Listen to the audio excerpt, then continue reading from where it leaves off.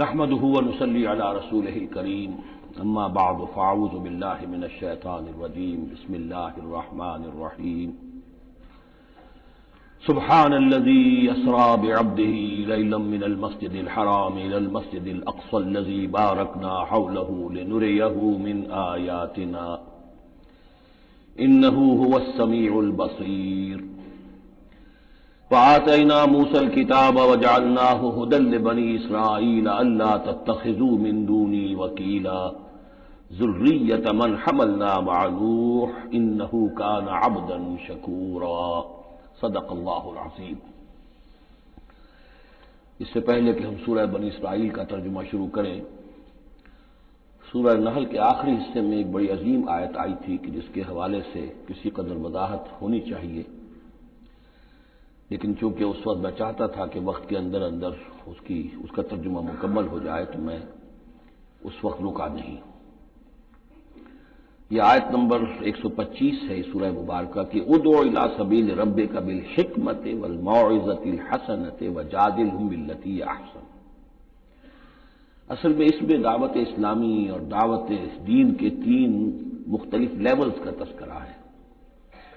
عام طور پر اس کو ایک ہی چیز سمجھ کر لوگوں نے ترجمہ بھی کیا ہے، وضاحت بھی کی ہے، لیکن دقت نظر سے جائزہ لیا جائے تو چونکہ انسانوں میں مختلف قسم کے انسان ہیں تو دعوت و تبلیغ کے بھی اسی اعتبار سے مختلف گوشے کہہ لیجئے، مختلف لیولز کہہ لیجئے۔ مثلا یہ کہ انسانوں میں ایک چھوٹی بڑی ہی مائنیوٹ مائنورٹی ہوتی ہے جن کو ہم انٹیلیجنسیا کہتے ہیں۔ یہ وہ لوگ ہیں کہ جو عقل سے کام لیتے ہیں، کسی بات کو قبول کرتے ہیں تو پہلے عقل سے سمجھتے ہیں تب قبول کرتے ہیں، جذبات سے نہیں۔ اور یہ کہ کسی شے کو رد کرتے ہیں تو دلیل سے کرتے ہیں، اگر قبول کرتے ہیں تو دلیل سے، رد کرتے ہیں تو دلیل سے۔ یہ انٹلیکچوئل مائنورٹی آپ اسے کہیں یا انٹیلیجنسیا کہیں، یا یہ کہ اس کے لیے برین ٹرسٹ بھی ایک لفظ ہے کہ ہر معاشرے کے اندر اس طرح کے لوگ ہوتے ہیں، اور یہ ہوتے بہت کم ہے تعداد میں، لیکن ڈیسائسو ہوتے ہیں۔ اس معاشرے کا جو بحیثیت مجموعی رخ ہے وہ یہ معین کرتے ہیں۔ عوام کی حیثیت جو ہے وہ ایسے ہے جیسے ایک انسان کے جسم میں ہاتھ پاؤں ہیں، اعضاء و جوارے ہیں، لیکن جو حیثیت ایک انسان کے جسم میں دماغ کی ہے وہ اس برین ٹرسٹ کی ہوتی ہے، انٹیلیجنسیا کی۔ یہ طبقہ جو ہے اس کو دعوت جو دی جائے تو ظاہر بات ہے کہ وہ واس سے نہیں، جذباتی نہیں، بالحکمہ، پختہ باتیں، عقلی دلائل، محکم باتیں، وہ حکمت جس کے بارے میں فرمایا گیا وَمَن یُؤْتَ الْحِکْمَةَ فَقَدْ أُوتِیَ خَیْرًا کَثِیرًا، سورہ بقرہ میں ہم پڑھائے ہیں۔ اور وہ حکمت کے جو تین جگہ پر حضور صلی اللہ علیہ وسلم کی جو تعلیم و تربیت ہے اس کے مراحل میں سب سے اونچا مرحلہ بیان ہوا ہے، یتلو علیہم آیاتہ ویزکیہم ویعلمہم الکتاب والحکمہ۔ یہ حکمت جو ہے گہری باتیں، دانائی کی باتیں، عقل کی باتیں، مسلمہ اصول، ان کے حوالے سے یہ سمجھنا کہ کس شے کی اہمیت زیادہ ہے، کس شے کی اہمیت کم ہے، کیا چیز پرائمری امپورٹنس کی ہے، کیا سیکنڈری ہے۔ ان چیزوں کو جاننے والے لوگ جو ہیں، جو اصول پہچان لیتے ہیں، پھر اصولوں کو منطبق کرنا جانتے ہیں، تو ان کے لیے دعوت جو ہے وہ بھی بہرحال اسی سطح کی ہونی چاہیے کہ وہ دعوت جو ہے دلائل پر، براہین پر۔ جب قرآن کہتا ہے اپنے مخالفین سے ہاتھو برہانکم ان کنتم صادقین، لاؤ دلیل لاؤ، تو ظاہر بات ہے کہ پھر ان کے مخاطبین جو ہیں ان کو بھی حق پہنچتا ہے کہ وہ دلیل طلب کریں۔ اب اس کے لیے ظاہر بات ہے کہ وہی شخص یہ کام کر سکتا ہے جو خود اپنی ذہنی سطح کے اعتبار سے کافی بلند ہو چکا ہو، جس کا اپنا شعور بہت پختہ ہو چکا ہو۔ جب تک کہ وہ خود حکیم نہ ہو تو حکمت کے ساتھ دعوت کیسے دے گا؟ لیکن ایک ہے عام سطح لوگوں کی، عام لوگ جو ہیں جن کے دماغوں میں اس طرح کی کوئی فطور نہیں ہوتے، کوئی وہ عقل کی چھلنی لگی ہوئی نہیں ہوتی، ان کے جذبات جو ہے اچھے، اگر جذبات اچھی بات کہی جائے تو جذباتی طور پر بھی اپیل ہو جاتی ہے۔ یوں سمجھیے کہ دل جو ہے ان کے کھلے ہیں، کھلی کتاب کے مانند ہے، آپ جو چاہیں لکھ دیجئے، جیسے کھلی صاف سلیٹ ہے اس پر آپ نے جو چاہا لکھ دیا۔ ایسے لوگوں کے لیے یہ ہے کہ موعظۃ الحسنہ، ایک بات جو ہے اچھی بات ہو، خلوص سے ساتھ کہی جائے، وہ شخص یہ محسوس کرے کہ جو بات یہ کہہ رہا ہے مجھ پر دھوس نہیں جمانا چاہتا، اپنے علم کا روب نہیں ڈالنا چاہتا، بلکہ یہ در حقیقت میری خیر خواہی کی وجہ سے مجھ سے نفرت نہیں کرتا، میری تحقیر نہیں کر رہا ہے، جو یہ مجھ سے کہہ رہا ہے وہ خلوص سے کہہ رہا ہے۔ از دل خیزت بر دل ریزت، دل سے بات نکلے گی اور دل پہ جا اترے گی. یہ ہے موعظہ حسنہ. عوام الناس کے لیے دعوت جو ہے وہ اس لیول کے اوپر ہوتی ہے. وہ زیادہ عقلی اور منطقی اور بحثیں اور ان کے سامنے فلسفے کی جو ہے وہ کتابیں کھول کر آدمی بیٹھ جائے تو یہ گویا کہ ان پر ظلم ہے، یہ ان کے لیے تکلیف مالا یطاق ہے. تو سب سے اوپر کا لیول ہے ادعو الی سبیل ربک بالحکمہ، پھر ہے والموعظۃ الحسنہ عوام کے لیے. نمبر 3 وہ ہوتے ہیں کچھ لوگ معاشرے کے اندر کہ جو لوگوں کو گمراہ کرنے پر تلے ہوتے ہیں. مثلاً عیسائی مشنریز ہیں، انہیں تو خرچے ملتے ہیں، ان کے تنخواہیں ہیں، ان کے بجٹس ہیں، بڑی بڑی حکومتوں کی طرح کے بجٹ ان کے ہیں. ان کی ٹریننگ اس لیے ہو رہی ہے، انہیں خاص خاص ایشوز کے اوپر ٹرین کر کے بھیجا جاتا ہے مناظرہ کرنے کے لیے. قادیانیوں کا نظام ہے، بہائیوں کا نظام ہے. ان کے لیے یہ ہے کہ لوگوں کو ٹریننگ دے کر وہ مجادلے کے لیے، مناظرے کے لیے، بحث کے لیے، اس کے لیے ان کو تیار کیا گیا ہوتا ہے. یہ بات مان کر دینے والے نہیں ہوتے. آپ خلوص کے ساتھ ان سے بات کریں گے تو وہ در حقیقت وہ تو یوں سمجھیے کہ ادھار کھائے بیٹھے ہوتے ہیں اس پر کہ انہوں نے بات نہیں ماننی، بلکہ یہ کہ لوگوں کو گمراہ کرنا. ان کے ساتھ جدال کرنا پڑتا ہے، جو جھگڑنا بھی پڑتا ہے، بحث بھی کرنی پڑے گی. لیکن اس بحث میں بھی جو ہمارے ہاں مناظرے کا لفظ آیا ہے، قرآن مجید میں مناظرے کا لفظ نہیں آیا ہے، مجادلے کا لفظ آیا ہے. جادلہم، ہاں ان سے جھگڑو، انہیں جواب دینے پڑیں گے ایسے کہ جو انہیں خاموش کر دیں. اگر وہ خاموش نہیں ہوں گے تو عوام الناس کے اوپر ان کا اثر ہو جائے گا. لیکن اس مجادلے میں بھی تمہارا اپنا اخلاقی معیار برقرار رہنا چاہیے. نیچے نہ اترو، گالم گلوچ پر نہ آ جاؤ، بہت گھٹیا انداز اختیار نہ کر لو، بلکہ جیسے کہا گیا کہ ان کے معبودوں کو گالیاں نہ دینی شروع کر دو، بلکہ یہ کہ ان میں بھی ہمیں آداب، اس کے اندر بھی آداب کو ملحوظ رکھتے ہوئے. تو یہ 3 لیولز ہیں. ادعو الی سبیل ربک بالحکمۃ والموعظۃ الحسنۃ وجادلہم بالتی احسن. اب اس میں ہر ایک کے لیے پھر تیاری کرنی ہوگی. قادیانیوں سے مباحثے کرنے کے لیے ظاہر بات ہے عام آدمی نہیں کر سکتا جب تک کہ ان اسپیشل ایشوز کے اوپر اس کو صحیح جو ہے اس کو تعلیم نہ دے دی گئی ہو، اس کے اوپر تربیت نہ ہو گئی ہو. اور اسی طریقے سے جو بہائیوں نے کوئی مسائل اٹھائے ہوئے ہیں، منکرین حدیث نے کوئی اٹھائے ہوئے ہیں، تو اس طرح کے لیے جو ہے یہ 3 لیولز ہیں، ان کو سمجھ لیجیے. اب آئیے ہم سورہ بنی اسرائیل کی طرف چل رہے ہیں. یہ قرآن مجید کے وسط میں 2 عظیم خزانے ہیں حکمت قرآنی کے، سورہ بنی اسرائیل اور سورۃ الکہف. اور یہ نہایت حسین و جمیل جوڑا ہے. ان میں جوڑے ہونے کی جو نسبتیں ہیں، نسبت زوجیت، کیا کیا مشابہتیں ہیں، کس کس اعتبار سے کمپلیمنٹری ہیں، وہ تو ظاہر بات ہے کہ میں شروع میں زیادہ وقت نہیں لے سکتا. یہ تو دوران جب ہم ترجمہ کریں گے، پڑھیں گے، بات واضح ہو جائے گی. لیکن 1-2 موٹی موٹی باتیں دیکھ لیجئے. اس سورت کا آغاز ہو رہا ہے سبحان الذی اسری بعبدہ، اللہ کی تسبیح کے ساتھ. سورہ کہف شروع ہوگی الحمدللہ الذی انزل علی عبدہ الکتاب. الحمدللہ. اور حدیث نبوی میں آیا ہے التسبیح نصف المیزان والحمدللہ تملؤہ. جو میزان معرفت خداوندی ہے وہ آدھی ہو جاتی ہے تسبیح سے، سبحان اللہ کہنے سے، اور پر ہو جاتی ہے الحمدللہ کہنے سے. یہ دونوں مل کر گویا کہ معرفت خداوندی کا جو بھی انسان کے پاس ہو سکتا ہے اثاثہ اور جو پونجی ہو سکتی ہے اس کی تکمیل ہو جاتی ہے. یہ ہم آگے چل کر المسبحات میں اس مضمون پر تفصیلی گفتگو کریں گے. لیکن یہاں نوٹ کر لیجئے تسبیح سے شروع ہو رہی ہے سورہ بنی اسرائیل اور تحمید سے الحمدللہ الذی انزل علی عبدہ الکتاب. پھر یہ کہ یہاں ہے ذکر اللہ اپنے بندے کو لے گیا، وہاں ہے اللہ نے اپنے بندے پر کتاب اتاری. یہ گویا کہ ریسیپروکل معاملہ ہو رہا ہے.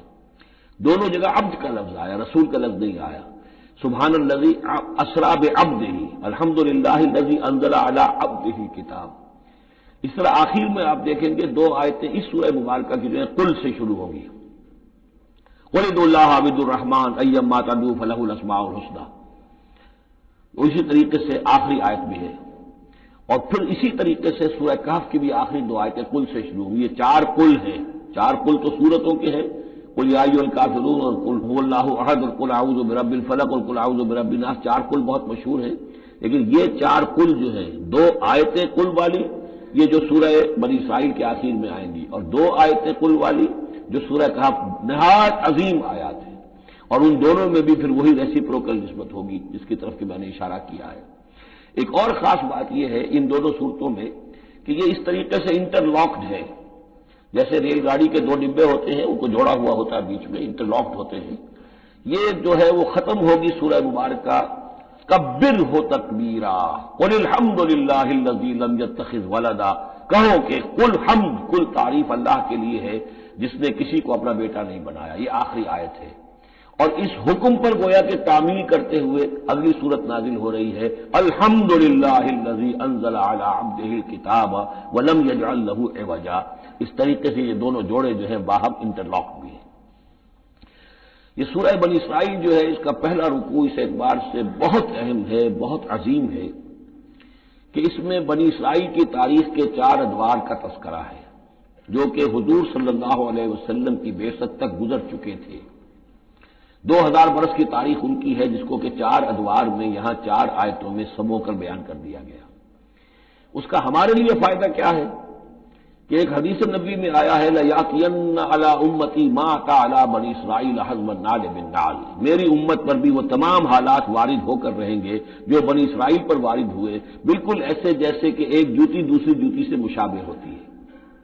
جوتیوں کا جوڑا زمین پر رکھا ہو تو آپ کو مختلف نظر آئیں گے، جوتیوں کے رخ جو ہیں وہ مختلف ہوں گے پنجوں کے حساب سے، لیکن اگر ان کے تلووں کو جوڑ دیں گے تو معلوم ہوگا کہ ان میں کوئی فرق نہیں ہے. تو اسی طریقے سے 4 ادوار امت مسلمہ، امت محمد صلی اللہ علیہ وسلم کی تاریخ کے گزر چکے ہیں. تو گویا کہ اپنے آپ کو سمجھنے کے لیے بھی یہ آئینہ جو ہے ان آیات میں جو تاریخ بنی اسرائیل کا آ رہا ہے وہ بہت مفید ہے. چنانچہ اس پر میں نے آج سے کوئی سن 74 کی بات ہے تو اب سمجھ لیجئے کہ 24 برس ہونے کو آ رہے ہیں یا 23 برس تو ہو ہی چکے ہیں.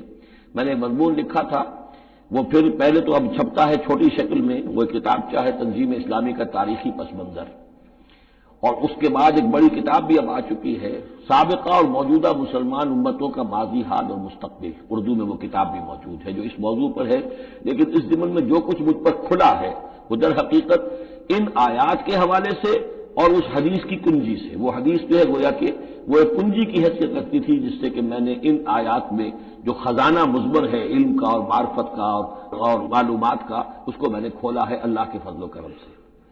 اب جو ہے انگریزی میں بھی یہ کتابچہ جو ہے چھوٹا بھی موجود ہے، rise and fall of the Muslim امہ، اور دوسری طرف انگریزی میں اب دوسری کتاب کی بھی ترجمانی آ گئی ہے، لیسنز فرام ہسٹری، اور وہ سب قسم جیسا کہ میں نے عرض کیا یہاں سے ماخوذ ہے. سبحان الذی اسری بعبدہ لیلا من المسجد الحرام الی المسجد الاقصی. پاک ہے وہ ذات کہ جو لے گئی راتوں رات اپنے بندے کو صلی اللہ علیہ وسلم مسجد الحرام سے، یعنی مکہ مکرمہ خانہ کعبہ کے پاس سے، الی المسجد الاقصی، دور کی مسجد کی طرف، یعنی یروشلم بیت مسجد اقصی جو کہ قبلہ رہا ہے بنی اسرائیل کا.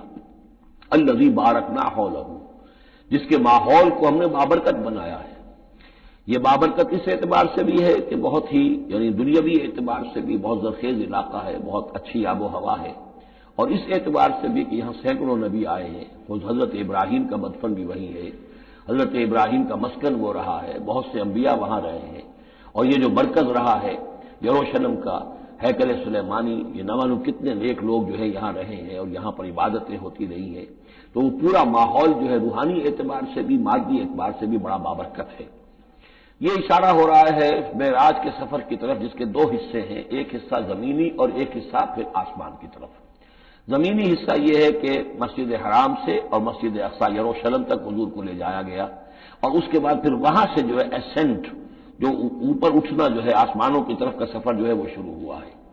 قرآن مجید میں یہاں صرف اس پہلے حصے کا ذکر کیا ہے، اور اس کا خاص سبب کیا ہے؟ اس کا سبب یہ ہے کہ اب گویا کہ اعلان ہو رہا ہے کہ محمد الرسول اللہ صلی اللہ علیہ وسلم کو اللہ تعالیٰ ان دونوں دین کے جو توحید کے عظیم مراکز تھے ان کا متولی بنا رہا ہے، محمد کو اور ان کی امت کو صلی اللہ علیہ وسلم وعلیٰ صحابہ صلاۃ وسلام. اس حوالے سے آپ کو وہاں لے جایا گیا، وہاں تمام انبیاء کرام ان کی ارواح وہاں جمع ہوئی، جو بھی ان کو اللہ تعالیٰ نے اس کو جسد دیے ہوں گے، مثالی جسد دیے جن حقیقتوں کو ہم نہیں جان سکتے، یہ تمام جو ہے پھر متشابہات میں آ جائے گا. وہاں حضور نے ان کی امامت کی، پھر وہاں سے آسمان کی طرف آپ کا سفر کا جو ہے وہ عروج کا معراج کا سفر شروع ہوا ہے. اس کا ذکر قرآن مجید میں دوسرے حصے کا جو ہے وہ پھر سورۃ النجم میں آئے گا مختصر طور پر، یہاں صرف اس کے زمینی حصے کا ذکر ہے. سبحان الذی اسری بعبدہ لیلا من المسجد الحرام الی المسجد الاقصی الذی بارکنا حولہ لنریہ من آیاتنا، تاکہ ہم دکھائیں اسے اپنے بندے کو محمد کو صلی اللہ علیہ وسلم اپنی آیات. انہ هو السمیع العلیم، یقیناً سمیع البصیر، یقیناً وہی اللہ ہے سب کچھ سننے والا، سب کچھ دیکھنے والا۔ اب اس کے بعد وہ جو مرکز تھا وہاں پر، چونکہ بنی اسرائیل کی تاریخ کا وہ مرکز رہا ہے، حضرت سلیمان علیہ السلام نے اس کو تعبیر کیا تھا، تو اب ان کی تاریخ کا حوالہ شروع ہو رہا ہے۔ وآتینا موسیٰ الکتاب، اور ہم نے موسیٰ کو کتاب دی تھی یعنی تورات، وجعلناہ ھدی لبنی اسرائیل، اور ہم نے اسے بنایا تھا ہدایت نامہ، رہنمائی بنی اسرائیل کے لیے۔ وہ ھدی للناس اس معنی میں نہیں تھی کہ تمام نوع انسانی کے لیے ہو، بلکہ وہ در حقیقت بنی اسرائیل کے لیے ہدایت نامہ۔ وجعلناہ ھدی لبنی اسرائیل اللہ تتخذوا من دونی وکیلا، اور اس کی تعلیم کا لب لباب اور خلاصہ، توحید کا اصل جو جوہر ہے، مغز ہے، وہ کیا ہے؟ اللہ کے سوا کسی کو کارساز نہ سمجھو، مت پکڑو کسی اور کو میرے سوا کارساز، کسی پر تمہارا بھروسہ، کسی پر توکل نہ ہو میرے سوا۔ یہ توحید کا لب لباب ہے، خلاصہ ہے۔ ذریۃ من حملنا مع نوح، اے وہ لوگوں جو اولاد ہو ان کی جن کو ہم نے اٹھایا تھا نوح کے ساتھ، سوار کیا تھا کشتی میں نوح کے ساتھ۔ حضرت نوح علیہ السلام کے 3 بیٹے، سام، حام، یافس، اور ظاہر بات ہے سام ہی کی نسل ہے یہ کہ جس میں حضرت ابراہیم کی پیدائش ہوئی، اور انہی کی نسل ہے یہ بنی اسرائیل۔ تو گویا کہ یہاں ذکر ہو رہا ہے کہ وہ جو لوگ حضرت نوح علیہ السلام کے ساتھ بچا لیے گئے تھے ان کی کشتی میں، انہی میں سے ایک کی نسل تم ہو۔ ذریۃ من حملنا مع نوح انہ کان عبدا شکورا، یقیناً وہ ہمارا بہت ہی شکر گزار بندہ تھا حضرت نوح علیہ السلام کے بارے میں۔ وَقَضَيْنَا إِلَىٰ بَنِي إِسْرَائِيلَ فِي الْكِتَابِ لَتُفْسِدُنَّ فِي الْأَرْضِ مَرَّتَيْنِ، اور ہم نے یہ پہلے ہی متنبع کر دیا تھا بنی اسرائیل کو کتاب میں کہ 2 مرتبہ تم زمین میں بڑا فساد مچاؤ گے، وَلَتَعْلُنَّ عُلُوًّا كَبِيرًا، اور بہت ہی تم سرکشی کرو گے، بہت بڑی سرکشی کرو گے۔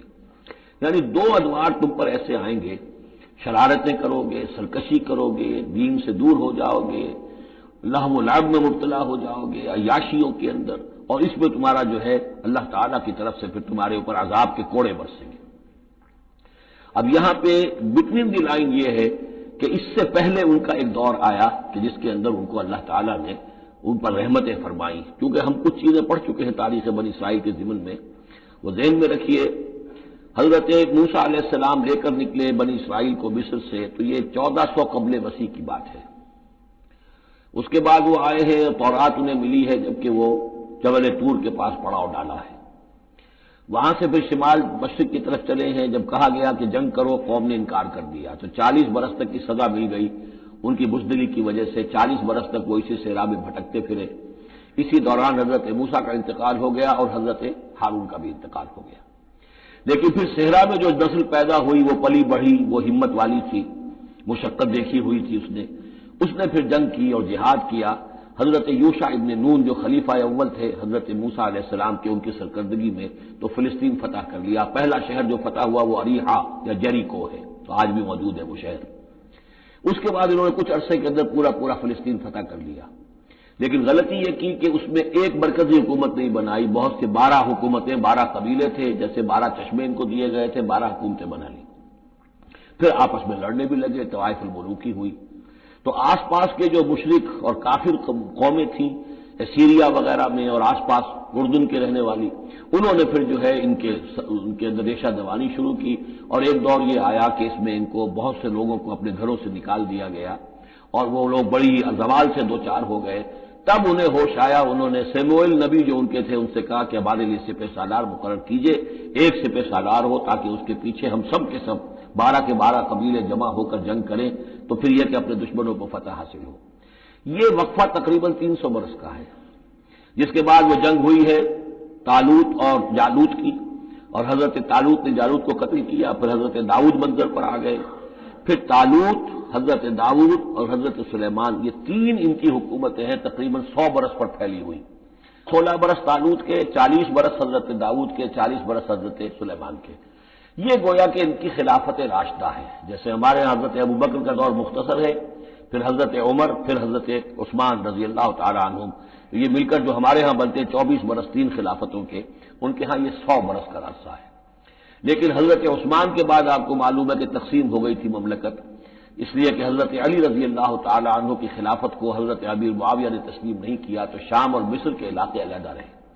بالکل اسی طرح ہوا وہاں پر بھی کہ حضرت سلیمان کے بعد ان کے دو بیٹوں میں جو مملکت تقسیم ہو گئی، ایک شمالی مملکت تھی جو جس کا نام اسرائیل تھا اور سامریہ اس کا دارالخلافہ تھا، ایک جنوبی تھی یہودا اور وہ اس کا جو ہے یروشلم اس کا دارالخلافہ۔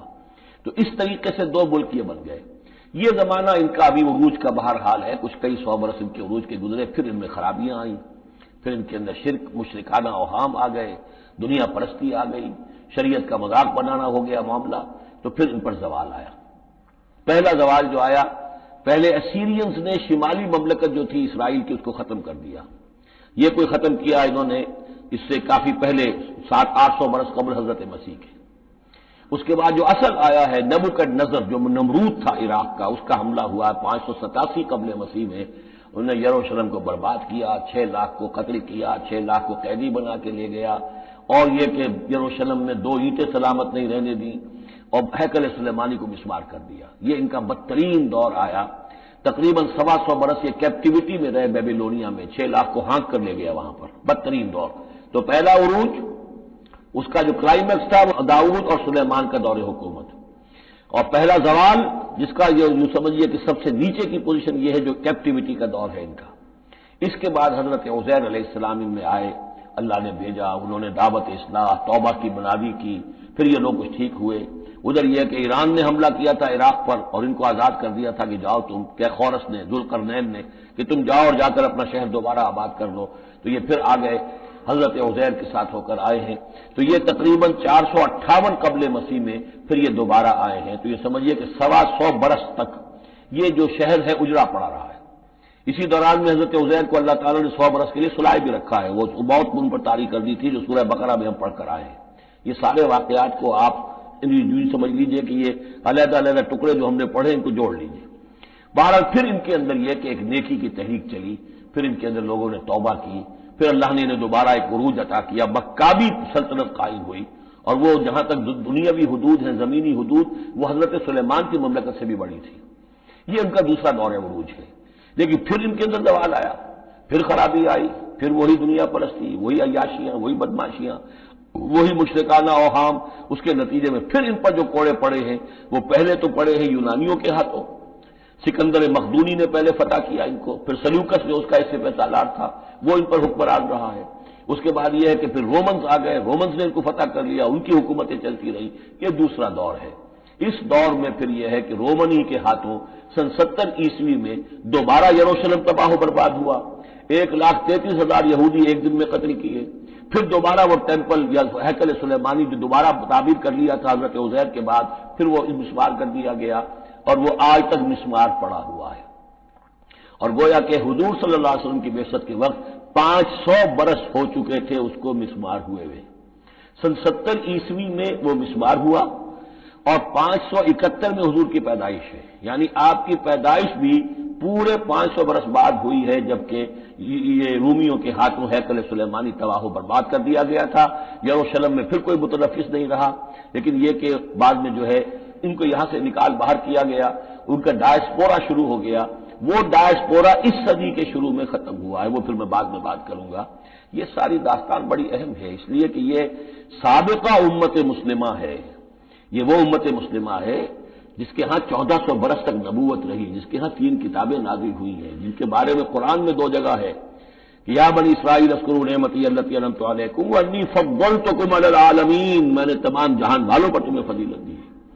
تو اسی طریقے سے پھر ان کو معزول جب کرنے کے بعد ہم سامنے آئے ہیں تو حضور نے بتایا وہی کچھ تم پر بھی ہوگا اور وہی کچھ ہم پر بھی ہوا ہے۔ ہمارا بھی پہلا عروج عربوں کی زیر قیادت تھا، پھر زوال آیا، پہلے پٹائی ہوئی کروسیڈرز کے ہاتھوں، پھر جو پٹائی ہوئی ہے، بڑی پٹائی جو ہوئی ہے وہ ہوئی ہے پھر ہلاکو اور چنگیز کے ذریعے سے، فتنہ تاتار۔ اس کے بعد پھر جو ہے وہ قیادت بدل گئی، عربوں کی قیادت کے بجائے ترکوں کی قیادت آ گئی۔ وہ وہی لوگ جنہوں نے لاکھوں کروڑوں مسلمان قتل کیے، پھر وہ ایمان لے آئے، اسلام لے آئے، انہی کے ذریعے کی مختلف حکومتیں بنی، ترکان تیموری اور ترکان صفوی اور ترکان سلجوقی اور ترکان عثمانی۔ لیکن اس کے بعد پھر ان پر بھی زوال آیا، وہ ہم نے دیکھ لیا اس صدی میں، گریٹ اوٹومان امپائر جو ہے اس صدی کے شروع میں ختم ہو گئی۔ اور ہم پر بھی جو دوسرا جو دور آیا عذاب کا، وہ یورپ کی قوموں کے ذریعے سے آیا، کہیں انگریز آ گئے، کہیں فرانسیسی آ گئے، کہیں اٹالوی آ گئے، کہیں اسپینیئرز آ گئے، کہیں ڈچ آ گئے، تو جیسے کہ یہودیوں پر بھی دوسرا عذاب جو آیا تھا وہ گریکس اور رومنز کے ہاتھوں، اسی طریقے سے مسلمانوں پر بھی دوسرا زوال کا دور جو آیا ہے وہ یورپین کولونیل پاورز کے ہاتھوں آیا۔ ہم نے یہ طے کر دیا تھا، پہلے ہی سنا دیا تھا بنی اسرائیل کو کہ تم اپنی تاریخ میں 2 مرتبہ بہت فساد مچاؤ گے اور بہت سرکشی کرو گے۔ فَإِذَا جَاءَ وَعْدُ أُولَاهُمَا، جب ان دونوں میں سے پہلے وعدے کا وقت آ گیا، بَعَثْنَا عَلَيْكُمْ عِبَادًا لَنَا أُولِي بَأْسٍ شَدِيدٍ، ہم نے تم پر مسلط کر دیے اپنے ایسے بندے جو بڑی سخت جنگ کرنے والے، بڑے سخت جنگجو تھے۔ فَجَاسُوا خِلَالَ الدِّيَارِ، تو وہ تمہاری آبادیوں میں، ملکوں میں گھس گئے۔ وَكَانَ وَعْدًا مَفْعُولًا، اور وہ وعدہ جو اللہ کا تھا وہ پورا ہو کر رہا۔ یعنی جب تم شرارت کرو گے، جب تم دین سے برگشتہ ہو جاؤ گے، جب تم اللہ کی کتاب کو، اللہ کے قانون کو جو ہے وہ مذاق اور ہنسی بنا لو گے، تو پھر تم پر ہمارے عذاب کے کوڑے پڑیں گے۔ یہ میں بتا چکا ہوں، پہلے یہ کوڑے آئے اسیرینز کے ہاتھوں جنہوں نے ختم کر دیا اسرائیلی مملکت کو، پھر یہ آئے نبوکڈنیزر کے ہاتھوں، بیبیلونینز کے ہاتھوں، جس نے کہ یروشلم کو بھی برباد کیا، 6 لاکھ کو قتل کیا، 6 لاکھ کو ساتھ لے گیا اور ہیکل سلیمانی مسمار کر دیا۔ ثم رددنا لکم الکرۃ علیہم، پھر ہم نے تمہاری باری لوٹائی ان پر۔ پھر اللہ تعالیٰ نے ان کو پھر ایک مرتبہ پھر وہ دی، سہارا دیا، چاہے وہ سہارا ایرانیوں کی وجہ سے ہوا کہ خورس یا سائرس ذوالقرنین، اس نے اب عراق پر حملہ کیا اور پھر یہاں پہ ان کو اجازت دے دی کہ تم چلے جاؤ اور جا کر اپنا شہر دوبارہ آباد کر لو، تو یہ واپس آئے۔ ثم رددنا لکم الکرۃ علیہم، پھر ہم نے تمہاری باری لوٹائی دی ان پر، وامددناکم، اور تمہاری مدد کی، بے اموال، اموال کے ذریعے سے بھی، وبنینا، اور اولاد بیٹوں کے ذریعے سے بھی، وجعلناکم اکثر نفیرا، اور پھر ہم نے تمہیں بنا دیا ایک کثیر تعداد والی قوم، تم پھلے پھولے پھر ایک بڑی پراسپرس قوم بن گئے۔ ان احسنتم احسنتم لانفسکم، تم نے اگر کوئی بھلائی کمائی تو اپنے نفس کے لیے بھلائی کمائی، اپنے لیے کمائی، اپنے فائدے کے لیے۔ وَإِنْ أَسَأْتُمْ فَلَهَا، اور اگر کوئی برا کام کیا تو وہ بھی اپنے لیے کیا، اس کا وبال تم پر دنیا میں بھی آیا اور آخرت میں بھی اس کا عذاب آئے گا۔ فَإِذَا جَاءَ وَعْدُ الْآخِرَةِ، جب وہ دوسری مرتبہ کی وہ سرکشی اور تمرد اور شیطنت تمہاری اور تمہارا جو ہے دین سے برگشتگی کا دور آیا، تو دوسرے وعدے کا وقت آیا، لِيَسُوءُ وُجُوهَكُمْ، یہاں وہ الفاظ محذوف سمجھیے، بَعَثْنَا عَلَيْكُمْ عِبَادًا لَنَا أُولِي بَأْسٍ شَدِيدٍ، وہ گویا کہ الفاظ یہاں ریپیٹ نہیں کیے گئے۔ دوبارہ پھر ہم نے تمہارے اوپر ایسے زوردار لوگوں کو مسلط کیا، لِيَسُوءُ وُجُوهَكُمْ، تاکہ وہ تمہارے چہروں کو بگاڑ دیں، تمہارے حلیے بگاڑ دیں۔ وَلِيَدْخُلُوا الْمَسْجِدَ كَمَا دَخَلُوهُ أَوَّلَ مَرَّةٍ، اور وہ داخل ہوں مسجد میں، یعنی مسجد اقصیٰ میں، ہیکل سلیمانی میں، جیسے کہ وہ داخل ہوئے تھے پہلی مرتبہ۔ جیسے بے حرمتی کی تھی بیبیلونینز نے بیت المقدس کی اور ہیکل سلیمانی کی، ایسی ہی بے حرمتی پھر کی ہے ٹائٹس رومی نے سن 70 عیسوی میں اس ہیکل کی بھی، اور ہیکل کو مسمار کر دیا۔ لِيَدْخُلُوا الْمَسْجِدَ كَمَا دَخَلُوهُ أَوَّلَ مَرَّةٍ وَلِيُتَبِّرُوا مَا عَلَوْا تَتْبِيرًا، اور یہ کہ تباہ و برباد کر دے ہر اس شے کو جس کے اوپر بھی ان کو اختیار اور قبضہ حاصل ہو جائے۔ عَسَىٰ رَبُّكُمْ أَن يَرْحَمَكُمْ، یہ دور گزر چکے 2000 برس، یعنی ان کا سیکنڈ جو سمجھیے کہ زوال کی انتہا تھی وہ چلی آ رہی تھی 500 برس سے محمد الرسول اللہ صلی اللہ علیہ وسلم کی بعثت کے وقت تک۔ ایک عروج، ایک زوال، پھر عروج، پھر زوال، اور زوال کو 500 برس ہو گئے تھے جبکہ حضور کی بعثت ہوئی اور یہ قرآن نازل ہوا۔ ان حالات میں کہا جا رہا ہے عسیٰ ربکم ان یرحمکم، تمہارا رب اب بھی تم پر رحم فرمانے کو تیار ہے، ممکن ہے کہ تمہارا رب تم پر رحم کرے۔ وَإِنْ عُدْتُمْ، اگر تم نے وہی روش اختیار کی، وہی کفر کیا، وہی حق کو ماننے سے انکار کیا اور اعراض کیا، عدنا، پھر ہم وہی کچھ کریں گے جو ہم نے پہلے کیا تھا۔ وَجَعَلْنَا جَهَنَّمَ لِلْكَافِرِينَ حَصِيرًا، اور ہم نے کافروں کے لیے جہنم کو تو باڑا بنا رکھا ہے، جیل تو بنا رکھی ہے ہم نے جو ان سب کا احاطہ کر لے گی، جس طرح کہ جانوروں کے باڑے میں بند کر دیا جاتا ہے، اسی طریقے سے قید خانہ ہم نے تیار کر رکھا۔ آخرت کا قید خانہ تو ہے ہی، اس دنیا میں بھی تم پر عذاب کے کوڑے برسیں گے۔ ان ھذا القرآن یہدی للتی ہی اقوم، دیکھو اب یہ قرآن جو ہم نازل کر رہے ہیں اپنے بندے محمد پر صلی اللہ علیہ وسلم، یہ گویا کہ اب شاہ درا ہے، اللہ کی رحمت میں داخل ہونا ہے تو اس سے داخل ہونا ہوگا، اس کو مانو تو تمہارے لیے اللہ کی رحمتوں کے دروازے پھر کھل جائیں گے۔ جو بھی اللہ نے وعدے کیے ہیں اپنے اس آخری نبی اور ان کی امت کے لیے، تم بھی اس میں شامل ہو جاؤ گے، انہی کی برکتوں سے تم بھی حصہ پاؤ گے۔ ان ھذا القرآن یہدی للتی ہے اقوم، یقیناً یہ قرآن ہے جو اب راستہ دکھا رہا ہے اور رہنمائی کر رہا ہے اس راہ کی طرف جو سب سے سیدھی ہے، اقوم، وَيُبَشِّرُ الْمُؤْمِنِينَ، اور بشارت دیتا اہل ایمان کو، الذین یعملون الصالحات، جو نیک عمل بھی کریں، ان لہم اجرا کبیرا، کہ ان کے لیے بہت بڑا اجر ہے، وان الذین لا یؤمنون بالآخرہ۔ اب دیکھیے جہاں بھی وہ بات آتی ہے عمل کی خرابی کی تو ایمان بالآخرہ کا تذکرہ، اور وہ لوگ کہ جو ایمان نہیں رکھتے آخرت پر، اعتدنا لہم عذابا علیما، ان کے لیے تو ہم نے فراہم کیا ہوا ہے دردناک عذاب۔ یہ پہلا رکوع 10 آیات کا بہت ہی اہم ہے تاریخی اعتبار سے، اور اس کو سمجھنا چاہیے۔ یہ خد و خال یہ ہماری ہی گویا کہ امت مسلمہ ایک ہم ہیں، الحمدللہ امت محمد میں شامل ہے، لیکن یہ بھی ایک امت مسلمہ تھی، یہ سابقہ امت مسلمہ ہے، اور ابھی یہ ختم نہیں ہوئی، یہ موجود ہے۔ اگر ڈپوزڈ ہے، معزول کر دی گئی ہے، وہ دوسری بات ہے، اور تقریباً 2000 برس سے یہ بڑے سختیوں کے اندر تھی، لیکن اب تقریباً 100 برس سے یہ ابھر کر آ گئی ہے، اور یوں سمجھیے کہ اب 2 پتنگیں اوپر چڑھ رہی ہیں۔ ایک سابقہ امت مسلمہ کی 1917 سے چڑھنی شروع ہوئی، بالفور ڈکلریشن، 1948 میں اسرائیل بن گیا، 1967 میں اسرائیل کی جو توسیع ہو گئی، 1991 میں آپ کو معلوم ہے کہ جو اس کا اربوں میں ایک ہی دشمن ہو سکتا تھا جس سے اسے خطرہ تھا، عراق، اس کا برکس نکال دیا گیا۔ اب وہ اس پورے علاقے کے اندر تو کتنی بڑی طاقت ہے کہ کسی عرب ملک کے اندر یہ جرت نہیں ہے کہ وہ اسرائیل کا مقابلہ کر سکے۔ لیکن یہ کہ امت مسلمہ میں بھی رینائسنس شروع ہوا ہے، یہ بھی اپنے انتہائی زوال کو پہنچ چکی تھی اس صدی کے آغاز میں۔ پہلی جنگ عظیم کے بعد جب سلطنت عثمانیہ ختم ہوئی، خلافت ختم ہو گئی 1924 میں، تو اس کے بعد سے یہاں بھی ایک رینائسنس شروع ہو چکا ہے۔ یہاں بھی پھر آزادی کی تحریکیں چلیں، پھر جو ریوائیول کی تحریکیں، احیائی تحریکیں، جماعت اسلامی کی تحریک، اخوان کی تحریک، مخدومی پارٹی، اسی طریقے سے جو ایران میں تھے فدائی، یہ تحریکیں چل رہی ہیں۔ تو اس کو بھی جاننا بہت ضروری ہے کہ یہ جو صدی ہماری گزری ہے، اب ختم ہو رہی ہے، اس صدی کے دوران ہمارا ایک زوال کا عمل بھی چل رہا تھا، اور ایک یہ کہ ایک نئی ایک ترقی کی طرف بھی ہم آگے بڑھے ہیں رفتہ رفتہ۔ یہ دونوں پروسیس سائڈ بائی سائڈ، مرج البحرین یلتقیان بینہما برزخ لا یبغیان، یہ دونوں عمل چل رہے ہیں۔ ان تمام چیزوں کا صحیح صحیح اندازہ ہونا چاہیے، ذہن میں خاکہ ہونا چاہیے، تاکہ کوئی شخص دین کی خدمت کر رہا ہو تو اسے معلوم ہو زمان و مکان کے اعتبار سے میں کہاں ہوں، کس جگہ کھڑا ہوں، ماضی کیا ہے، سامنے کیا ہے، داہنے بازے کیا کیا حالات ہیں۔ تو یہ ساری چیزیں جو ہیں ان کو سمجھنا بہت ضروری ہے۔ چنانچہ وہ جو میں نے چند کتابوں کا تذکرہ کیا ان کو غور سے پڑھیے، 2 مختصر ہے، 2 ذرا اس سے بڑی ہے۔ وَيَدْعُو الْإِنسَانُ بِالشَّرِّ دُعَاءَهُ بِالْخَيْرِ، اور انسان پکار بیٹھتا ہے شر، جبکہ وہ پکار رہا ہوتا ہے اپنے نزدیک خیر۔ یعنی جب انسان دعا کرتا ہے اللہ یوں کر دے، اسے یہ معلوم نہیں کہ یہ اس کے لیے شر ہے، مانگ رہا ہے، جیسا کہ ہم پڑھ چکے سورہ بقرہ میں، عسیٰ ان تکرہوا شیئا وہو خیر لکم، اے اللہ یہ چیز مجھ سے دور کر دے، جو چیز تم ناپسند کرتے ہو حقیقت میں اس میں تمہارا خیر ہے، وعسیٰ ان تحبوا شیئا وہو شر لکم، اور ہو سکتا ہے تم کسی شے کو پسند کرو اور اس میں تمہارے لیے شر ہے۔ اللہ یعلم وانتم لا تعلمون، اللہ جانتا ہے تم نہیں جانتے۔ اصل بات کیا کہ اللہ کے حوالے کیا جائے، تفویض الامر، اے اللہ تیرے حوالے، سپردم بے تو مایا خیشرا تو دانی حساب کم و بیشرا، تیرے علم میں جو چیز میرے لیے خیر ہے وہ فیصلہ فرما دے، چاہے مجھے اچھی لگے یا بری لگے، لیکن تیرے علم میں۔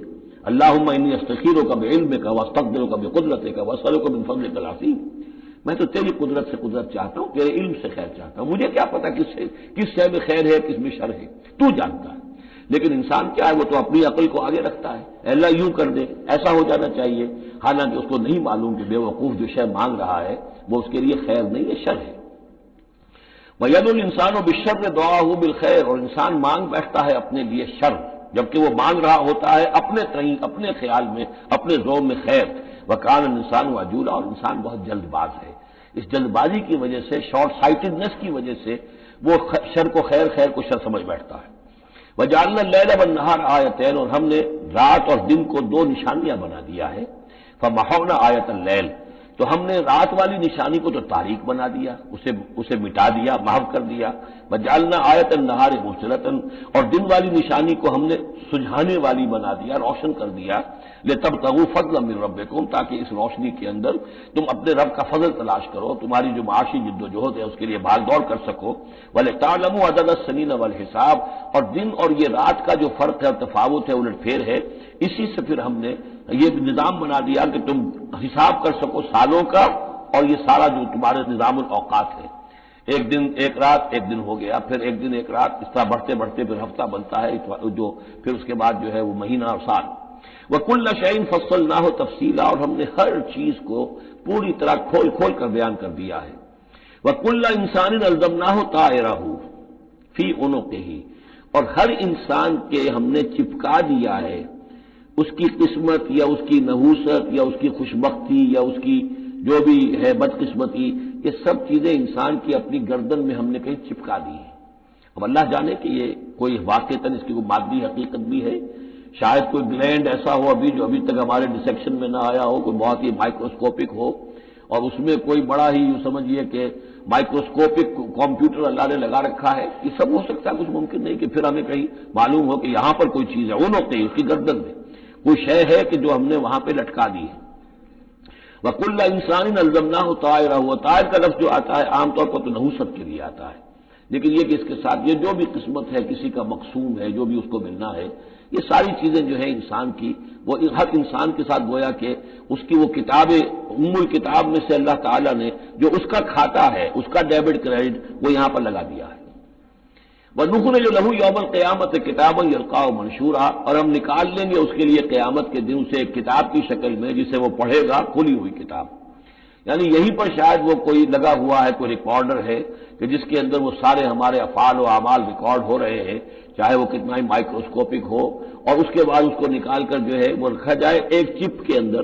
آپ کو معلوم ہے چپسی کا تو سارا کھیل اس وقت دنیا میں چل رہا ہے، اس میں آپ کی پوری زندگی کی فلم موجود ہے، آپ نے ایک ایک حرف جو زبان سے نکالا وہ موجود ہے، آپ کے ذہن میں جو جو خیالات آتے رہے وہ موجود ہے، آپ کے دل میں جو جو نیتیں پروان چڑھتی رہی وہ موجود ہے، وہ ایک چپ جو ہے کفایت کرے گا۔ وَكُلَّ إِنسَانٍ أَلْزَمْنَاهُ طَائِرَهُ فِي عُنُقِهِ وَنُخْرِجُ لَهُ يَوْمَ الْقِيَامَةِ كِتَابًا يَلْقَاهُ مَنشُورًا، اور کہہ دیا جائے گا اقرأ کتابک، خود پڑھ لو اپنی کتاب، یہ اپنا اعمال نامہ خود پڑھ لو، کفیٰ بنفسک اليوم علیک حسیبا، تم خود بھی آج کافی ہو کہ حساب کر لو، ڈیبٹ کریڈٹ کا حساب جوڑ لو، یہ سارا تمہارے سامنے تمہارا کچا چٹھا موجود ہے۔ من اهتدى فإنما يهتدي لنفسه، جو کوئی بھی ہدایت پر آتا ہے، ہدایت کو اختیار کرتا ہے تو وہ اپنے بھلے کے لیے، اپنے فائدے کے لیے۔ وَمَنْ ضَلَّ فَإِنَّمَا يَضِلُّ عَلَيْهَا، اور جو گمراہ ہوتا ہے ظاہر بات ہے وہ اپنے اوپر ہی اس کا وبال لے گا، گمراہ ہوتا ہے اپنے اوپر، اپنے خلاف، اپنے اوپر ہی وبال لے گا۔ وَلَا تَزِرُ وَازِرَةٌ وِزْرَ أُخْرَىٰ، اور دیکھو نہیں ہوگی کوئی جان اٹھانے والی کسی اور کے جان کے بوجھ کو، ہر ایک کو اپنا بوجھ خود اٹھانا ہے، جو بھی آپ کے اعمال کا انبار ہے وہ آپ کے کندھوں پر ہوگا، کوئی اور نہیں اٹھا سکے گا۔ وَلَا تَزِرُ وَازِرَةٌ وِزْرَ أُخْرَىٰ وَمَا كُنَّا مُعَذِّبِينَ حَتَّىٰ نَبْعَثَ رَسُولًا، یہ میں نے پہلے بھی حوالہ آج دیا تھا، آج یہ اللہ کی سنت رہی ہے کہ کسی قوم کے اوپر عذاب ہلاکت، عذاب استیصال، چھوٹے عذاب تو آتے رہتے تھے، لیکن یہ کہ بڑا عذاب جس سے کہ قوم کو نسیہ منسیہ کر دیا جائے، جیسے قوم نوح اور قوم ہود اور قوم صالح پر آئے وغیرہ، ان کے بارے میں اللہ کا قانون یہ ہے کہ جب تک رسول کو نہ بھیج دیا جائے، رسول حق کا حق ہونا واضح نہ کر دے، کوئی اشتباہ نہ رہے، حق مبرہن ہو جائے، اتمام حجت ہو جائے، رسلا مبشرین و منذرین لئلا یکون للناس علی اللہ حجت بعد الرسل، اس کے بعد عذاب آتا تھا۔ وما كنا معذبین حتی نبعث رسولا، ہم عذاب دینے والے نہیں رہے ہیں جب تک کہ رسول نہ بھیج دیں۔ وَإِذَا أَرَدْنَا أَن نُهْلِكَ قَرْيَةً أَمَرْنَا مُتْرَفِيهَا، اور جب ہم فیصلہ کر دیتے تھے کہ کسی بستی کو یا کسی علاقے کے رہنے والوں کو ہلاک کرنا ہے تو پھر ہم کھلی چھوٹ دے دیتے تھے اس کے جو مرفہ الحال لوگ ہوتے تھے، دولت والے، پیسے والے، ان کی رسی دراز کرتے تھے، فَفَسَقُوا فِيهَا، وہ خوب ادھم مچاتے تھے، فسق و فجور، لہو و لعب، عیاشیاں، بدماشیاں، اس کا بازار گرم کر دیتے تھے۔ فحق علیہ القول، یہاں تک کہ وہ گویا کہ بھٹی پوری طرح دہک جاتی تھی اور وہ بستی یا وہ علاقہ جو عذاب الہی کا پورے طور پر مستحق ہو جاتا تھا۔ وحق علیہ القول فدمرناها تدمیرا، تو پھر ہم اسے، اس بستی کو اکھاڑ کر پٹخ دیتے تھے، اللہ کی طرف سے عذاب آ جاتا تھا۔ یعنی یہ بتایا جا رہا ہے کہ عذاب آنے میں سب سے بڑا حصہ جو ہوتا ہے کسی قوم کے سرمایہ داروں کا ہوتا ہے، ان کی رنگ رلیاں، ان کے عیش اور ان کی عیاشیاں، ان کی بدماشیاں جو ہیں در حقیقت وہ عوام اگر روک نہیں گئے تو وہ بھی مجرم ہو گئے۔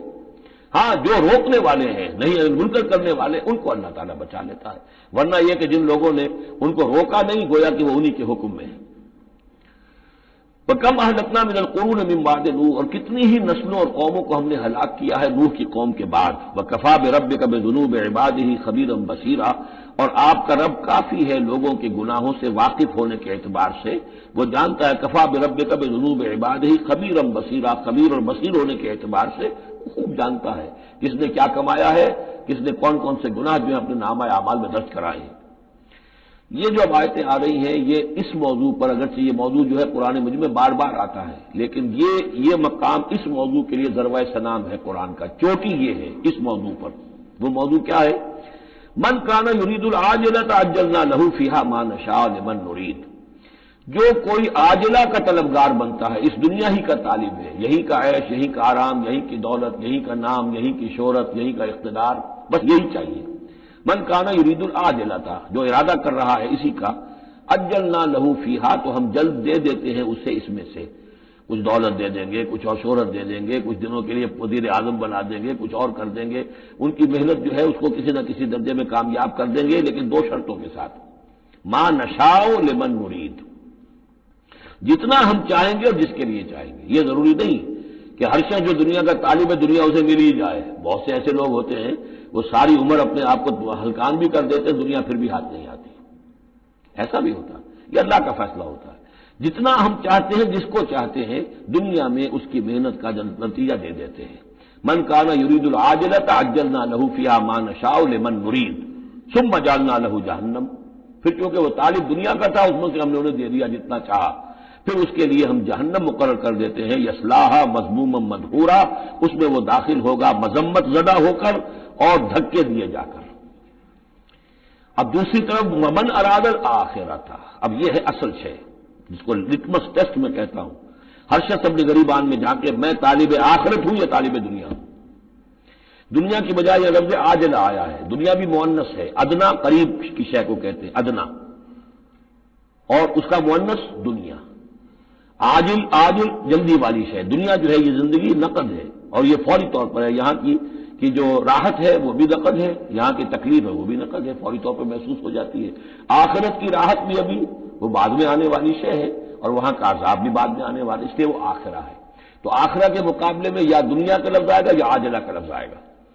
من کان یرید العاجلۃ عجلنا لہ فیہا ما نشاء لمن نرید ثم جعلنا لہ جہنم یصلاھا مذموما مدحورا ومن اراد الآخرۃ وسعی لہا سعیھا وہو مومن، جو آخرت کا طالب ہو اور صرف کہنے میں نہ ہو، بات کرنے میں زبانی کلامی نہ ہو، بلکہ یہ کہ واقعتاً اس کے لیے ویسی محنت کرے جیسی کہ آخرت کے لیے کرنی چاہیے، یہ شرط عین ہے۔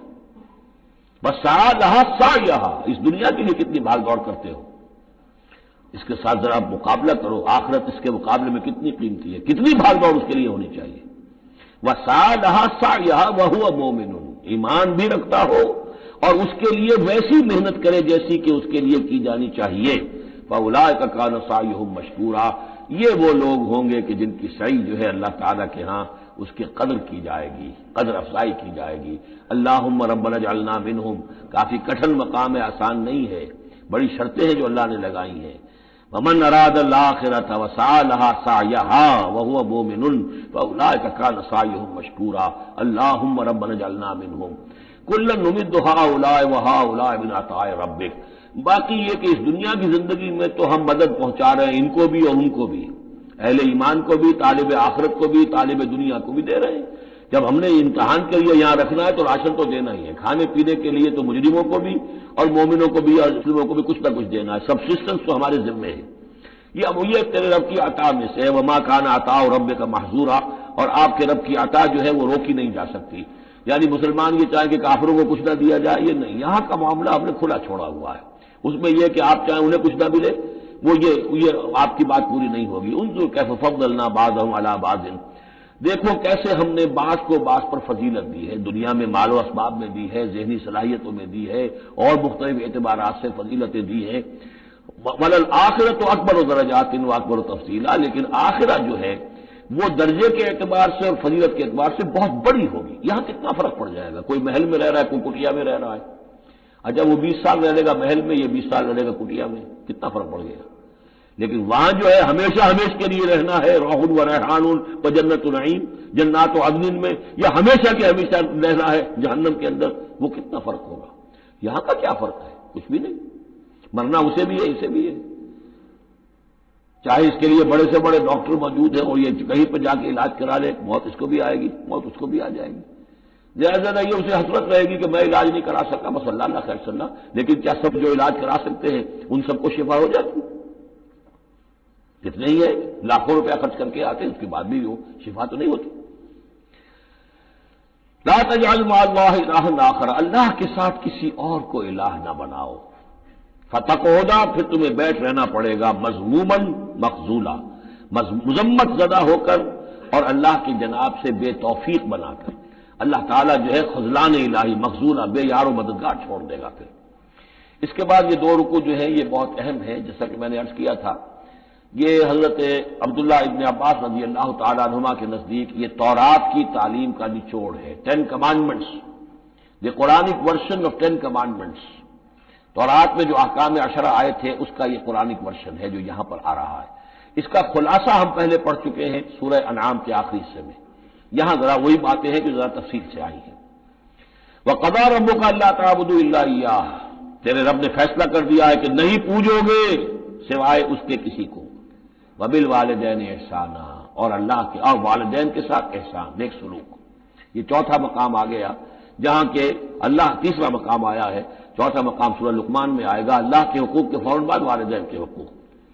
اما یبلغن عندک الکبر، اگر پہنچ ہی جائیں وہ دونوں بڑھاپے تک تمہارے پاس، احدہما، وہ اکیلے، کوئی ایک ان میں سے، اور کلاہما، یا دونوں، یعنی والدین اس بڑھاپے کی اور ضعیفی کی عمر کو پہنچ گئے، یا والد فوت ہو گئے، والدہ ضعیفی کی عمر کو پہنچ گئی، یا والدہ فوت ہو گئی، والد ضعیفی کی عمر کو پہنچ گئے، یا دونوں کے دونوں ضعیفی کی عمر کو پہنچ گئے۔ اما یبلغن عندک الکبر احدہما او کلاہما فلا تقل لہما اف، تو انہیں اف تک مت کہو، جھڑکنا نہیں، ولا تنہرہما، ان کو جھڑکو مت، وقل لہما قولا کریما، ان سے بات کرو نرمی کے ساتھ، ادب کے ساتھ۔ کسی وقت ان کی بات ٹالنی بھی پڑ جاتی ہے، ابا جان یہ بات تو میں نہیں کر سکتا، میری مجبوری ہے، لیکن سختی کے ساتھ نہیں۔ ایسی بات نہ ہو کہ جس سے ان کا دل دکھے کہ آج یہ میرے سامنے سینہ تان کر بات کر رہا ہے، کل یہی تھا وہ جو چھوٹا چھوٹا سا لپٹتا تھا میری ٹانگوں میں آ کر، اور وہ یہی ہے جسے میں گود میں لیے پھرتا تھا، یہ دل دکھے نہ۔ وَاخْفِضْ لَهُمَا جَنَاحَ الذُّلِّ مِنَ الرَّحْمَةِ، یہ آ گیا جو میں نے کہا تھا، والدین کے لیے بھی اپنے بازوؤں کو، کندھوں کو عاجزی کے ساتھ ان کے سامنے جھکا کر رکھو، سینہ تان کر بات نہ ہو ان سے، بات جب بھی ہو معلوم ہو کہ جھکے ہوئے ہیں، ان کا ادب کر رہے ہیں۔ وَقُلْ رَبِّ ارْحَمْهُمَا كَمَا رَبَّيَانِي صَغِيرًا، اور دعا کیا کرو کہ اے میرے رب ان پر رحم فرما دونوں پر، جیسے کہ انہوں نے ہمیں پالا، مجھے پالا جبکہ میں چھوٹا سا تھا، میں تو سب سے زیادہ ضعیف تھا، کمزور تھا، میرے لیے غذا کا، میرے آرام کا، مجھے تکلیف ہو تو تڑپتے یہ تھے، تو اے پروردگار اب ان کے احسانات کا میں کیا بدلہ چکا سکتا ہوں، میں تجھ ہی سے درخواست کرتا ہوں کہ جو کچھ احسانات انہوں نے مجھ پر کیے ہیں تو ان کو، ان کے طفیل، ان کی خطائیں بخش دے اور ان پر رحم فرما۔ وَقُلْ رَبِّ ارْحَمْهُمَا كَمَا رَبَّيَانِي صَغِيرًا رَبُّكُمْ أَعْلَمُ بِمَا فِي نُفُوسِكُمْ، تمہارا رب واقف ہے خوب جو کچھ تمہارے دلوں میں ہوتا ہے۔ ان تکونوا صالحین فإنہ کان للأوابین غفورا، اگر تم واقعی نیک ہوگے تو یقیناً اللہ تعالیٰ تم میں سے جو واقعی اللہ کی طرف رجوع کرنے والے ان کے لیے غفور ہے۔ اس میں اشارہ ہے کسی وقت بوڑھے والدین، جیسے کہ ہم پڑھ رہے ہیں کہ لا یعلم من بعد علم شیئا، وہ کبھی بچوں کی سی عادتیں نوت کر آتی ہیں، پھر کبھی وہ ایسی باتیں کہتے ہیں کہ جو نہیں کی جا سکتی، کہیں روکنا بھی پڑتا ہے، ٹوکنا بھی پڑتا ہے، لیکن یہ کہ اگر مجبوراً کہیں ایسی بات کرو اور کرو ادب کے ساتھ، سختی نہ ہو، تو پھر یہ کہ اللہ تعالیٰ جانتا ہے تمہاری نیت کو، کہ تم اگر اپنے والدین کی یہ بات نہیں مان پا رہے ہو، تمہاری مجبوری ہے، وہ تم جانتے ہو، اللہ تعالیٰ کے علم میں ہے، تو اللہ غفور اور رحیم ہے۔ وَآتِ ذَا الْقُرْبَىٰ حَقَّهُ، اور قرابت داروں کو بھی ان کا حق ادا کرو، والمسکین، اور مسکین کو، وابن السبیل، اور مسافر کو، ولا تبذر تبذیرا، اور نام و نمود کے لیے اپنی دولت مت اڑاؤ۔ تبذیر جو ہے اسراف سے بہت بڑا جرم ہے۔ اسراف یہ ہے کہ ضرورت میں ضرورت سے زائد خرچ کیا جائے۔ کھانا آپ کی ضرورت ہے، وہ کھانا ایک سالن روٹی سے بھی آپ کی غذا پوری ہو سکتی ہے، لیکن چار کھانے، یہ اسراف ہے۔ کپڑا آپ کی ضرورت ہے لیکن وارڈروب کی وارڈروب بھری ہوئی ہے کپڑوں سے، یہ اسراف ہے۔ جتنے آپ کے لیے لازم ہے، ضروری ہے، وہ رکھیے۔ اور تبذیر یہ ہے کہ بلا ضرورت خرچ کرنا، صرف نام و نمود کے لیے، اپنی دولت کی نمائش کے لیے، شادیوں پر خرچ ہو رہا اور کس قدر ہو رہا ہے، دھوم دھڑکتا ہے، کوئی اس کی ضرورت نہیں ہے، یہ ہے تبذیر۔ فلا تبذر تبذیرا، اپنی دولت کو نام و نمود کے لیے مت اڑاؤ۔ ان المبذرین کانوا اخوان الشیاطین، یقیناً یہ مبذرین جو ہیں یہ فضول خرچی کرنے والے، بیکار دولت اڑانے والے اپنی دولت کی نمائش کے لیے، یہ شیطانوں کے بھائی ہیں۔ یہ کیوں ہے؟ یہ بات جب میری سمجھ میں آئی تھی تو بہت قرآن مجید کے ایک اعجاز کا ایک پہلو مجھ پر منکشف ہوا تھا کہ وہ جو آیت ہم پڑھ چکے سورہ مائدہ میں، شیطان کیا چاہتا ہے؟ انما یرید الشیطان ان یوقع بینکم العداوۃ والبغضاء فی الخمر والمیسر۔ شیطان یہ چاہتا ہے کہ تمہارے مابین دشمنی پیدا کرے، بغض پیدا کر دے شراب اور جوئے کے ذریعے سے۔ وہی بغض اور دشمنی جو ہے وہ اس سے پیدا ہوتی ہے کہ کسی سیٹھ صاحب کی بیٹی کی شادی ہے اور اس پر جو کچھ ہو رہا ہے، وہ جو پوری کوٹھی جو ہے وہ بنی ہوئی ہے، بقائے نور بنی ہوئی ہے اور دودھ لڑ رہا ہے۔ اچھا اسی سیٹھ صاحب کا کوئی شوفر بھی ہوگا، کوئی پہرے دار ہوگا، کوئی مالی ہوگا، کوئی اس کا خانسامہ ہوگا، اس کی بچی شاید بوڑھی ہو رہی ہو، اس کے ہاتھ پیلے نہیں ہو رہے ہیں، کیا ہوگا اس کے دل میں؟ کیا چھریاں نہیں چل رہی ہوں گی اس کے دل میں؟ کیا پھر محبت پیدا ہوگی یا نفرت پیدا ہوگی؟ پھر تو ایسا ہوگا کہ جب اس کا داؤ چلے گا یہ پیٹ پھاڑے گا اپنے اس سیٹ کا اور لے کر جائے گا۔ یہ ہے وہ دشمنی ڈالنے والی بات، تبذیر جو ہے جس سے کہ دشمنی پیدا ہوتی، طبقاتی شعور پیدا ہوتا ہے، ہیوز اور ہیو ناٹس کے درمیان ایک جو خلیج ہے وہ زیادہ سے زیادہ جو ہے گہری اور چوڑی ہوتی چلی جاتی ہے۔ وَكَانَ الشَّيْطَانُ لِرَبِّهِ كَفُورًا، اور یقیناً شیطان اپنے رب کا بہت ہی ناشکرا تھا۔ وَإِمَّا تُعْرِضَنَّ عَنْهُمْ ابْتِغَاءَ رَحْمَةٍ مِّن رَّبِّكَ تَرْجُوهَا، اور اگر تمہیں اعراض کرنا ہی پڑ جائے ان سے، یعنی قرابت دار ہے، کوئی اور آپ سے کوئی سائل آ گیا ہے، کوئی اور ہے جو آپ سے کوئی مدد چاہ رہا ہے، اگر آپ کو اعراض کرنا ہی پڑ جائے، کیوں؟ ابتغاء رحمت من ربک ترجوہا، کہ خود تم اپنے رب کی رحمت کے ابھی امیدوار ہو، یعنی اس وقت تمہارے پاس کچھ نہیں ہے، تم بھی امید میں ہو کہ اللہ تعالیٰ تمہیں بھی نواز دے، تمہارے پاس کچھ نہیں ہے، تو اگر اپنے قرابت داروں سے یا ان سے اعراض کرنا پڑ رہا ہے فَقُلْ لَهُمْ قَوْلًا مَيْسُورًا، تو بات ان سے وہ کرو کہ جو بڑی نرم ہو، شرافت کے ساتھ، انہیں جھڑکو نہیں۔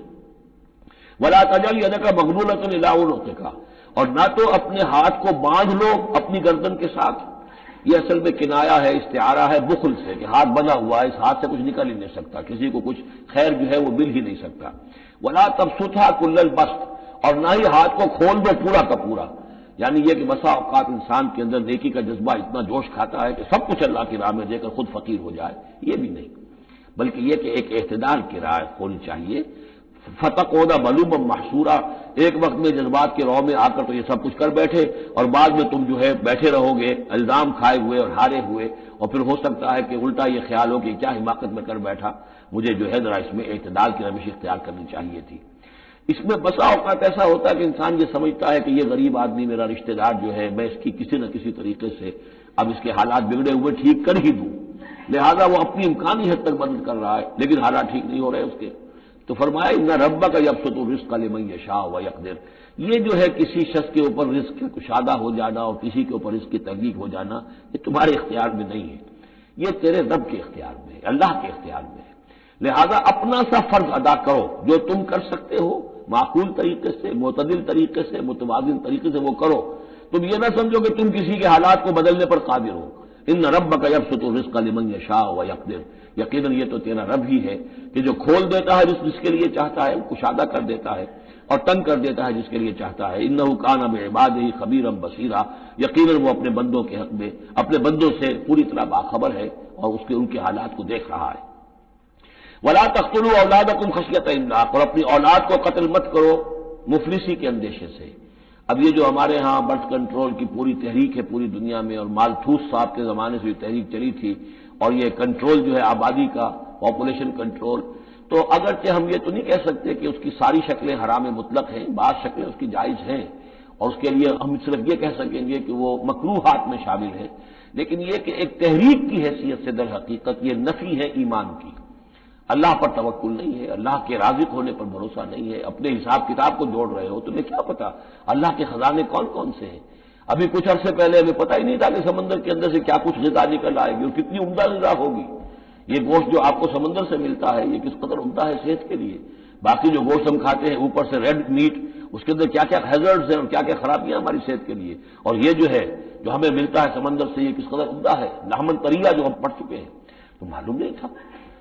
اسی اعتبار سے جان لیجئے کہ تم اپنی اولاد کو قتل نہ کرو، اگرچہ جو بھی یعنی یوں سمجھیے کہ کنٹراسیپٹیو میتھڈ جو ہے اس کے اوپر قتل کا اطلاق تو نہیں ہوگا، البتہ یہ کہ اگر باقاعدہ ایبارشن ہوتی ہے تو وہ تو یقیناً قتل ہی کے زد میں آئے گی۔ ولا تقتلوا اولادکم خشیۃ املاق نحن نرزقهم وإياکم، ہم ہی ان کو بھی رزق پہنچائیں گے اور تمہیں بھی ہم دیتے ہیں، تم سمجھتے ہو کہ تمہیں رزق خود اپنے ذریعے سے مل رہا ہے، یہ رزق ہم نے ہے جو تمہیں دیا ہے۔ ان قتلهم کان خطا کبیرا، یقیناً ان کو قتل کرنا جو ہے بہت بڑی خطا ہے۔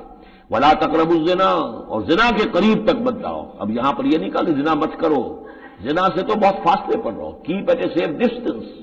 ولا تقربوا الزنا، اس کے قریب تک نہ جاؤ، انہ کان فاحشۃ وساء سبیلا، یقیناً یہ بہت بے حیائی کا کام ہے اور بہت ہی برا راستہ ہے۔ ولا تقتلوا النفس التي حرم اللہ الا بالحق، اور مت قتل کرو اس جان کو، انسانی جان کو جسے اللہ نے محترم ٹھہرایا ہے مگر حق کے ساتھ۔ حق کیا ہے؟ قاتل کو قتل کیا جائے گا، اس کی جان لے لی جائے گی، اس کے قتل کے بدلے خون کے بدلے خون۔ یا مرتد ہے اسلامی ریاست میں اسے قتل کر دیا جائے گا۔ یا یہ کہ زانی یا زانیہ ہے شادی شدہ، اس کو رجم کیا جائے گا۔ یا یہ ہے کہ اور بھی کوئی قتل کی جو ہے جس کے اوپر یہ کہ عائد ہو جائے، کافر ہے حربی ہے، ہر کافر نہیں، جس کے ساتھ اعلان جنگ ہے اسے قتل کیا جائے گا، یہ ہے بالحق۔ ومن قتل مظلوما، اور جسے قتل کر دیا گیا مظلوم طور پر بغیر یعنی کسی حق کے ظلم سے، فقط جعلنا لولیہ سلطانا، تو اس کے ولی کو ہم نے ایک اختیار دیا ہے، اس کے اختیار ہے اب جو مقتول ہے اسلامی قانون میں، اس کے ورثاء کو اختیار حاصل ہے، چاہے تو وہ قاتل کی جان لے لے، اصرار کرے اس پر کہ ہم خون کا بدلہ خون، جان کا بدلہ جان لیں گے، چاہے اسے معاف کر دے، اور چاہے تو خون بہا لے کر اور جو رقم لے کر جو ہے اس کو معاف کر دے۔ یہ تین شکلیں ہیں، لیکن اختیار ان کے پاس ہے، حکومت کے پاس نہیں ہے۔ کوئی جج یہ فیصلہ نہیں کر سکتا، کوئی صدر مملکت جو ہے اس کا مختار نہیں ہے، جو ہمارے دستور میں ان کو اختیار دے رکھا ہے وہ اسلام کے صریح منافی ہے۔ یہ تو در حقیقت اختیار ہے صرف مقتول کے ورثاء کا۔ فلا یسرف فی القتل، تو وہ بھی قتل میں حد سے تجاوز نہ کرے، یہ نہ کرے کہ ایک آدمی قتل کیا اس کے قبیلے والوں نے ہم ان کے 10 قتل کریں گے، نہیں یہ نہیں، بلکہ یہ کہ ایک قاتل جو ہے در حقیقت قتل کے بدلے اسی قاتل کی جان لی جائے گی۔ انہ کان منصورا، اس کی مدد کی جائے گی، یعنی جو بھی مقتول کے ورثاء ہیں ان کی مدد کی جائے گی۔ ریاست کا کام یہ ہے کہ وہ قاتل کو تلاش کرے، قاتل کو پکڑے، مقدمہ چلائے، اس پر ثبوت فراہم کرنا، یہ سارا ریاست کا کام ہے، لیکن مقدمے میں مدعی ریاست نہیں ہے۔ ہمارے ہاں غلطی یہ ہے کہ اسٹیٹ ورسس وہ قانون جو مقدمہ بنتا ہے اس میں مدعی حکومت ہوتی ہے، یہ نہیں ہے، ریاست میں نہیں ہے، بلکہ مدعی جو ہے وہ مقتول کے ورثاء ہے اسلام میں قتل کے مقدمات میں۔ ولا تقربوا مال الیتیم الا بالتی احسن، یہ آیت ہم پہلے بھی پڑھ چکے ہیں، اور یتیم کے مال کے قریب تک بھی مت آؤ مگر بہترین طریقے سے، اس کی حفاظت کرو اور اس کو سنبھال کر رکھو، اس کو ضائع نہ کرو، اسے کھانے اور ہڑپ کرنے کی کوشش نہ کرو، حتیٰ یبلغ اشدہ، یہاں تک کہ وہ اپنی پوری قوت کو پہنچ جائے، پوری جوانی کو پہنچ جائے، سمجھ کو پہنچ جائے، بالغ ہو جائے۔ وَأَوْفُوا بِالْعَهْدِ، اور عہد کو پورا کرو، ان العہد کان مسئولا، یقیناً عہد جو ہے معاہدہ جب بھی ہو جائے اس کے بارے میں مسئولیت ہے اللہ کے ہاں، جواب دہی کرنی پڑے گی، باس پرس ہوگی۔ وَأَوْفُوا الْكَيْلَ إِذَا كِلْتُمْ، اور جب بھی تم ناپو تو پورا ماپو، پیمانہ پورا بھرو۔ وَزِنُوا بِالْقِسْطَاسِ الْمُسْتَقِيمِ، جب تولو تو پوری سیدھی ترازو کے ساتھ تولو۔ ذَلِكَ خَيْرٌ وَأَحْسَنُ تَأْوِيلًا، یقیناً یہی بہتر ہے، اور انجام کے اعتبار سے بھی دیانتداری کے ساتھ پورا ناپ کر پورا تول کر اگر تم دے رہے ہو معاملہ، تو پھر جو بقیت اللہ ہے، پھر جو بھی اللہ کی طرف سے تمہیں نفع ہو جائے گا اس میں بہت برکت ہوگی، اس میں بہت خیر ہوگا۔ احسن تاویلا ولا تقف ما ليس لك به علم ان السمع والبصر والفؤاد كل اولئك كان عنه مسؤولا۔ اس آیہ مبارکہ کے بارے میں انشاءاللہ کچھ تفصیل سے مجھے گفتگو کرنی ہے، وہ ہم کل کریں گے۔ بارک اللہ لی ولکم فی القرآن العظیم ونفعنی وإیاکم بالآیات والذکر الحکیم۔